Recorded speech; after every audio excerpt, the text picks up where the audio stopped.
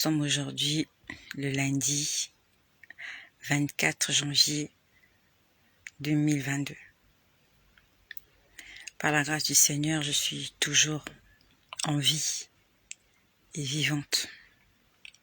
C'est parce que le Seigneur l'en a décidé ainsi. Car s'il m'était moi-même permis de choisir, s'il était question que je choisisse, à ce moment-là, je chanterais une chanson qui dit: sur terre, on est heureux. S'il m'était permis de choisir, je chanterais ce cantique qui m'a toujours marqué. Sur terre, on est heureux, mais au ciel, c'est bien mieux. Et si on me demandait de choisir entre les deux, je m'en irais. Je m'en irais à la maison. S'il était question de choisir, je choisirais de repartir à la maison. S'il m'était permis de choisir, je repartirais à la maison. Mais si le Seigneur a voulu que je sois encore en vie et debout aujourd'hui, c'est parce que ma mission n'est pas encore terminée. Ma mission est encore grande. Ce matin, je me suis réveillée très tôt. Mon téléphone sonne tous les jours à partir de 3 heures. À partir de 3 heures du matin, mon téléphone se met à sonner jusqu'à 7 heures. Mais mon téléphone, il sonne ainsi toutes les demi-heures, jusqu'à 7 heures. Donc à 3 heures du matin, je n'avais plus sommeil, je ne dormais plus. J'étais juste là, allongée sur mon lit, en attendant 5 heures. À partir de 3 heures du matin, je ne dormais plus. J'attendais juste le réveil de 5 heures pour me lever et aller vaquer à certaines obligations ménagères. Et lorsque j'étais là, allongée sur mon lit, l'esprit déjà éveillé, j'essayais de me rappeler, de savoir ce que le Seigneur m'avait montré dans la nuit. À ce moment-là, j'entends une chanson. Et j'entends beaucoup de chansons. Je peux les entendre souvent. Beaucoup. Et ça m'arrive très souvent. J'entends une chanson, la chanson disait... Est-ce que c'était une chanson? Oui, c'était une chanson. La chanson disait: vous avez tous besoin de Jésus. Vous avez tous besoin de Jésus. Vous avez tous besoin de Jésus. Et ça tournait en boucle comme ça. Vous avez tous besoin de Jésus. Vous avez tous besoin de Jésus. Et nous avons plusieurs fois entendu ce genre de paroles. Mais le Seigneur l'a confirmé ce matin. On a besoin de Jésus. Moi, personnellement, j'ai besoin de Jésus. J'ai besoin de Jésus comme je ne l'ai jamais ressenti. En face de tout ce que je rencontre sur cette terre, en face de toutes ces choses qui me donnent le dégoût d'avancer, en face de toutes ces choses qui me donnent le dégoût, j'ai besoin de Jésus. Et même si cela va te faire rire, tu as besoin de Jésus. Autant que moi, tu as besoin de Jésus. Et j'étais là sur le lit, on va dire que vraiment, il était question que je me réveille, mais en fait, je ne voulais pas quitter mon lit. Même quand le téléphone a sonné, il a sonné à 3 heures, il a sonné à 3h30, il a sonné à 4 heures, il a sonné à 4h30. Je ne voulais vraiment pas me lever. Mais j'étais déjà réveillée, j'étais sur le lit, mais je ne voulais pas que le soleil se lève, je ne voulais pas que le jour arrive. En fait, je voulais dormir. Je voulais vraiment dormir. Et j'ai entendu une voix me parler. Cette voix m'a dit: de la même façon que tu n'as pas envie de te réveiller pour faire quoi que ce soit, c'est ainsi que ressentent ceux qui sont morts dans le Seigneur. En fait, il était en train de me dire que de la même manière que lorsque tu dors, tu ne veux pas te réveiller le matin. Nous sommes nombreux, nous aimons faire la grasse matinée. Il m'a dit, en fait, Je voulais vraiment dormir. Je ne voulais pas que l'heure avance. Je ne voulais pas. Je me suis dit, mais que la nuit soit plus longue que ça. En fait, j'avais juste envie de dormir. Je voulais rester là, allongée. Je voulais pas me réveiller. Et j'ai une voix qui me disait, de la même façon que tu es en train de ressentir ce plaisir de dormir et que tu ne veux pas te réveiller pour faire quoi que ce soit. Il m'a dit, c'est l'envie que ressentent, en fait c'est le désir, c'est le sentiment que ressentent tous ceux qui reposent en paix, tous ceux qui sont morts dans le Christ, tous ceux qui sont morts dans le Seigneur, tous ceux qui sont allés se reposer de leurs œuvres et qui attendent que leurs œuvres les suivent. Le Seigneur m'a dit, ils n'ont plus envie de revenir sur terre parce qu'ils se sentent tellement bien dans leur repos. Ils se sentent en paix, mais c'est une paix parfaite. Et pour rien au monde, ils accepteraient de revenir sur terre pour venir faire les mêmes choses, pour venir voir les mêmes choses. Et le Seigneur m'a dit, raison pour laquelle, si tu appelles un saint au secours, si tu appelles quelqu'un qui est mort dans le Christ, qui est allé se reposer de ses œuvres, si tu l'appelles, il ne viendra jamais à ton secours, parce qu'il est en train de se reposer. Et il a ce plaisir-là de profiter de son repos. Le Seigneur, il pouvait me faire sentir le plaisir du repos. Il m'a dit de la même façon que tu ne veux pas ouvrir les yeux, tu ne veux pas te réveiller, tu veux juste dormir. Tu veux juste profiter de ton repos, de ton silence. Tu veux juste profiter de la nuit. Il m'a dit, c'est ce que les saints, et quand on parle des saints, S-A-I-N-T, ceux qui sont morts dans le Seigneur, il m'a dit, c'est ce plaisir-là qu'ils ont. Ils sont en train de jouir de leur repos. Ils sont en train de jouir de toutes les promesses que le Seigneur leur a promis. Ils reposent en paix. Le Seigneur m'a dit de la même façon que là où tu es, tu n'as pas envie qu'on te dérange. Tu n'as pas envie de penser à autre chose qu'à ton sommeil, à ton repos et à ta tranquillité. Il m'a dit c'est la même chose que ressentent ceux qui sont dans le sein d'Abraham, ceux qui reposent en paix, ceux qui ripent vraiment. Il y a des gens qui reposent en paix, mais il y a des gens qui ne reposent pas en paix. Et le Seigneur m'a dit, quelles que soient vos prières, quel que soit votre acharnement à vouloir les appeler et à venir à votre secours, ils ne viendront jamais. Parce que premièrement, ils ne vous écoutent pas. Et deuxièmement, ils n'ont aucune envie de venir s'occuper des affaires de la terre. Leur mission sur terre est déjà achevée. Et ils sont entrés dans leur repos éternel. Et ils ne reviendront plus jamais sur la terre pour faire quoi que ce soit ou pour intervenir en faveur de qui que ce soit. Dieu a mis à notre disposition des anges. Ils ont un ministère à exercer. Et en dehors des anges, le Seigneur Jésus-Christ, il est notre avocat auprès du Père. C'est à lui que nous devons présenter nos soucis et nos doléances. N'appelle pas les saints. N'appelle pas les défunts. N'appelle pas quelqu'un qui est mort pour te venir en aide. Il ne te viendra pas en aide. S'il repose au paradis, il ne va pas sortir de sa zone de confort pour venir t'assister. La Bible nous dit, il n'y a aucun rapport entre les morts et les vivants. Il y a un grand mur qui nous sépare. Et si tu peux être en contact avec ces gens, c'est le Seigneur qui le permet. Et il le permet pour sa gloire. Je ne sais pas pourquoi le Seigneur me l'a... Je ne sais pas pourquoi le Seigneur m'a parlé comme ça ce matin. Pourtant, je ne prie pas les morts. Je n'invoque pas les morts. Je ne fais pas des prières pour les morts. Je ne fais pas ce que vous appelez union de prière pour les morts. Je ne le fais pas. Le Seigneur nous défend de faire ces choses. Mais si le Seigneur m'a enseigné ce matin, c'est parce qu'il veut transmettre un message à quelqu'un. N'invoque pas les morts. Tu as perdu des êtres chers, oui. Tous nous avons perdu des êtres chers. Moi aussi, j'ai perdu des êtres chers.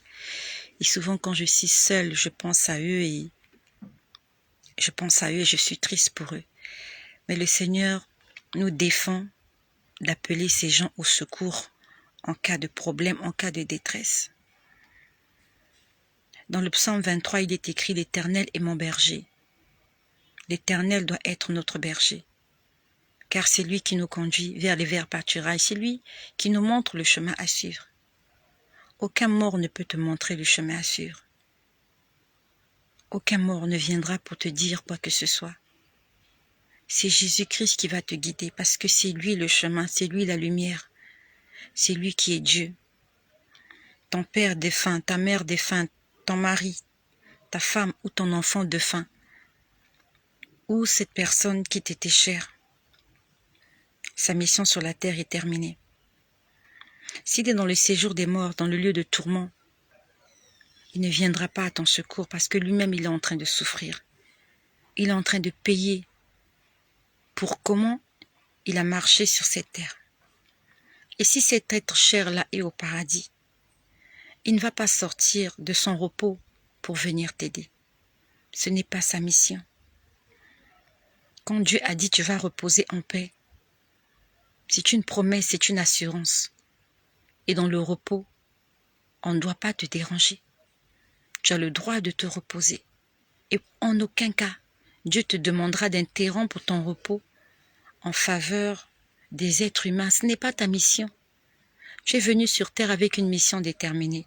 Et quand tu as fini de l'accomplir ou pas, le jour de ta mort, quand elle arrive, quand ce jour arrive, tout s'arrête et tu passes de l'autre côté. C'est terminé pour toi. Si Dieu veut te faire un bonus, oui, tu restes là. Comme moi, Dieu m'a fait un bonus. Il a prolongé mon existence sur cette terre. Mais le jour où je m'en irai, je ne reviendrai pas. Sois-en sûr.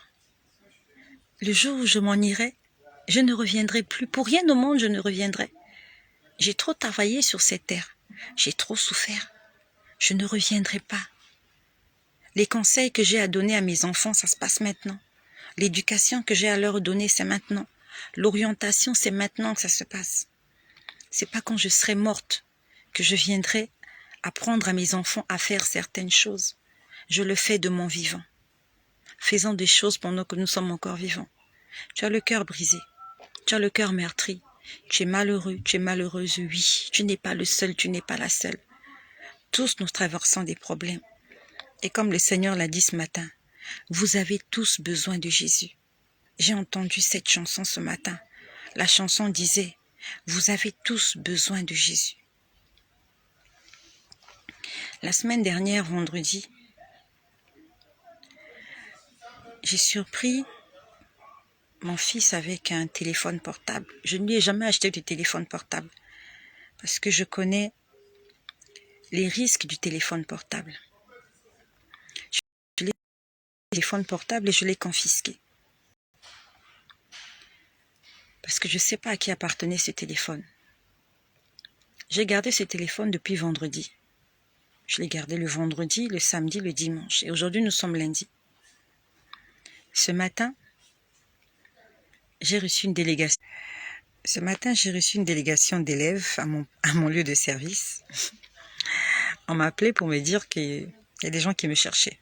Je suis descendue. Je vois mon fils avec ses amis.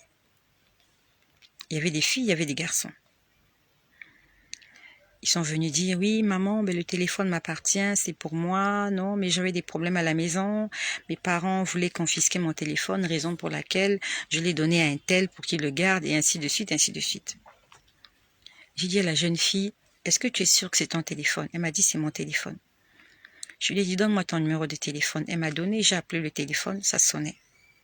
Je lui ai dit, ben, comme tu me dis que c'est ton téléphone, moi je veux te rassurer que mon enfant n'a pas volé ce téléphone à quelqu'un. Parce que je suis contre le vol. La Bible nous dit, aucun voleur n'héritera le royaume des cieux. C'est écrit dans le livre de 1 Corinthiens au chapitre 6. Donc moi, en tant que maman, si je trouve mon enfant avec quelque chose que je ne lui ai pas acheté, je dois me poser des questions. Et je priais vraiment qu'il n'ait pas volé ce téléphone. Et s'il avait volé, j'aurais tout fait pour remettre le téléphone à la personne en question, tout en essayant de couvrir l'enfant. J'allais trouver des formules. Comment restituer le téléphone tout en essayant de ne pas exposer l'enfant. Je lui ai dit d'accord, sur ce téléphone-là, j'ai vu des numéros de téléphone, j'ai vu papa et maman. Donc je suppose que ce sont les numéros de tes parents. Je lui ai dit, j'ai dit à la fille, donne-moi le numéro de téléphone de ta mère. Elle m'a dit, je ne l'ai pas en tête. J'ai dit, ok, je vais appeler ta mère pour être sûre que ce téléphone t'appartient. J'ai appelé la maman. Je lui ai dit, ben voilà, j'ai un téléphone avec moi. J'ai trouvé le téléphone avec mon enfant. Et je dis à la dame, ben, il y a une jeune fille qui est venue me voir ce matin pour réclamer ce téléphone, pour me dire que c'est pour elle. J'ai donné le prénom et le nom de la jeune fille à la maman. La maman m'a rassurée, elle dit oui, c'est le nom de ma fille et le numéro de téléphone, c'est le numéro de téléphone de ma fille. Elle me dit, ben voilà, elle a fait de mauvaises notes en classe, donc son père pris de colère, il est actuellement en voyage et son père lui a dit que dès qu'il rentre de voyage jeudi, il va récupérer le téléphone. Et il va garder le téléphone jusqu'à ce qu'elle passe son baccalauréat. Elle est actuellement en classe de seconde. Donc on a sympathisé avec la maman au téléphone et il était question. Elle m'a dit ne lui remets pas le téléphone. Elle m'a dit gardez le téléphone, remettez-moi le téléphone. Mais dans le téléphone, il y avait vraiment de mauvaises choses. Il y avait des choses que des parents n'aimeraient pas voir dans le téléphone de leurs enfants. Donc moi, en tant que maman, j'ai pas voulu créer des problèmes. Je suis entrée, j'ai supprimé ces messages. J'ai supprimé ces photos, toutes les photos compromettantes. J'ai supprimé Facebook. J'ai supprimé tout ce qui pouvait lui causer des problèmes. Parce que je sais que quand sa mère allait avoir le téléphone, elle allait, première des choses qu'est-ce qu'on fait, on entre d'abord dans les messages pour aller voir le genre de messages que notre fille s'est dit avec ses amis. Et franchement, c'était pas beau. C'était vraiment beaucoup de scènes d'amour. C'est une jeune fille de 15 ans. Elle n'est pas grande de taille, avec un joli visage, mais qui sort déjà avec les garçons. J'ai vu plein de rendez-vous. J'ai vu plein de mots d'amour et en tant que maman, j'ai pas aimé voir ça. Même s'il s'agit de l'enfant de quelqu'un d'autre, j'ai vraiment pas voulu aimer. J'ai entré dans les photos. J'ai vu des photos vraiment compromettantes. Et parmi les photos que j'ai vu aussi les photos de mon enfant à l'intérieur, en train de faire des choses qui vont à l'encontre de la parole de Dieu. Dans le temps, j'allais m'énerver. Mais nous sommes tous passés par là.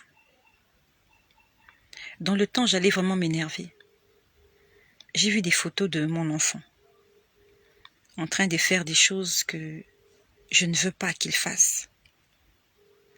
Mais le Seigneur a mis la paix dans mon cœur.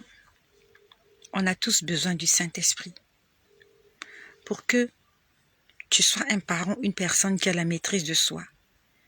Nous avons tous besoin du Saint-Esprit. Dans le temps, j'allais lui faire du mal. J'allais vraiment lui faire du mal par rapport à ce que j'ai vu.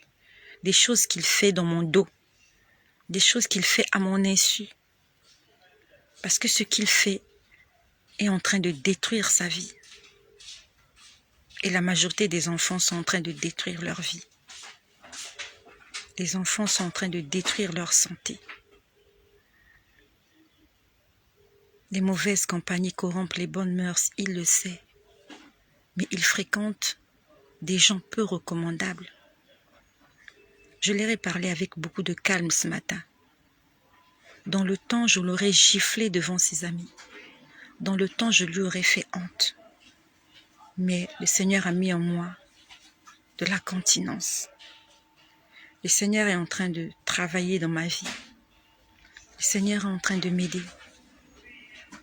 Et à la limite, ça me fait pleurer parce que je comprends que le Seigneur veut que nous soyons des parents aimants.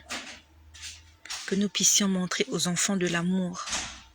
C'est vrai, il y a des moments où on va hausser le temps, oui. Mais on hausse le temps avec des limites. En fait, quand j'ai vu cette photo, ça m'a fait mal au cœur, mais j'ai eu pitié de lui.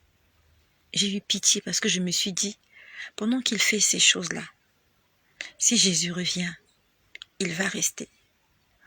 Et tous ces jeunes-là qui traînent avec lui, tous ces jeunes qui traînent dans la rue, toutes ces petites filles qui fricotent, tous ces jeunes hommes qui flirtent, tous ces jeunes gens qui flirtent ensemble, même pas les jeunes, les adultes aussi. Si Jésus revient, ils vont rester. Ne les jugeons pas, prions pour eux. Prions pour eux. Donc finalement, je me suis entendue avec la maman, je vais lui remettre le téléphone. Et comme une mère responsable qui ne veut pas créer des problèmes, j'ai supprimé tout. J'ai tout supprimé. Et pendant ma pause déjeuner tout à l'heure, j'étais en train de prier. Avant que je prie, j'ai d'abord lu ma Bible. Et je ne vais pas vous dire d'abord ce que le Seigneur m'a montré, sinon ça sera trop long la vidéo. Et pendant que je priais, le Seigneur me remontrait la scène de ces adolescents, entre 14 et 17 ans, au maximum 18 ans. Le Seigneur m'a montré comment il faut que je les invite à la maison, que je leur parle de Jésus. Il m'a dit, fais-le. Le Seigneur m'a dit, parle-leur de moi. Il m'a dit, conformément à ce que je t'ai dit ce matin, que vous avez tous besoin de moi. Il m'a dit, ces enfants-là aussi ont besoin de toi. Le Seigneur a permis, par cette scène, que je puisse faire la rencontre de ces enfants qui sont perdus et que je leur apporte l'évangile. Ils fréquentent mon fils. Mon fils ne leur parlera jamais de Jésus parce que lui-même, il n'est pas converti. C'est à ce moment-là que la maman intervient. Moi, j'interviens. Le Seigneur m'a dit, organise une partie à la maison. Il m'a dit, organise un repas. Les enfants aiment manger. Il m'a dit, fais-leur des amuse-gueules. Achète-leur des boissons sucrées. Invite-les à la maison un samedi. Au lieu qu'ils aillent traîner dans les bistrots, dans les boîtes de nuit, quand ils vont apprendre que tu leur as fait à manger, ils viendront. Il m'a dit, invite tous les enfants. Invite tous les amis de ton fils. Et parle-leur de Jésus. Il m'a dit, tu vas déposer une sémence dans leur vie.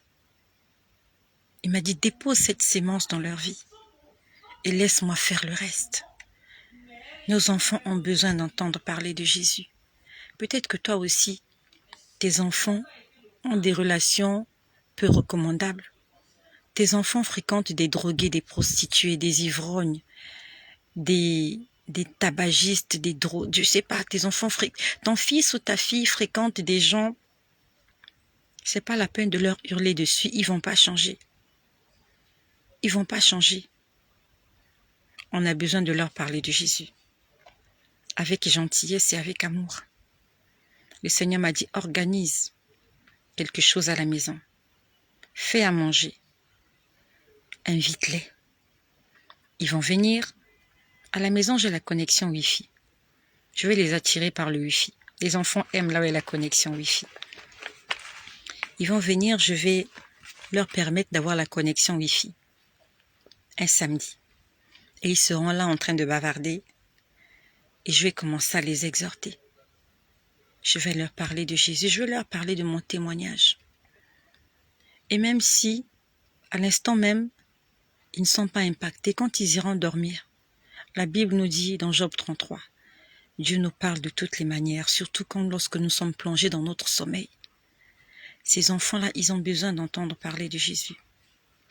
Le Seigneur aimerait envoyer un message à tous les parents qui sont là. Ton fils est dérouté, ta fille est déroutée. C'est pas en l'empêchant de fréquenter ses amis que ça va changer. Prions, oui, mieux encore. Appelons ces gens-là chez nous. Ouvrons-leur notre porte.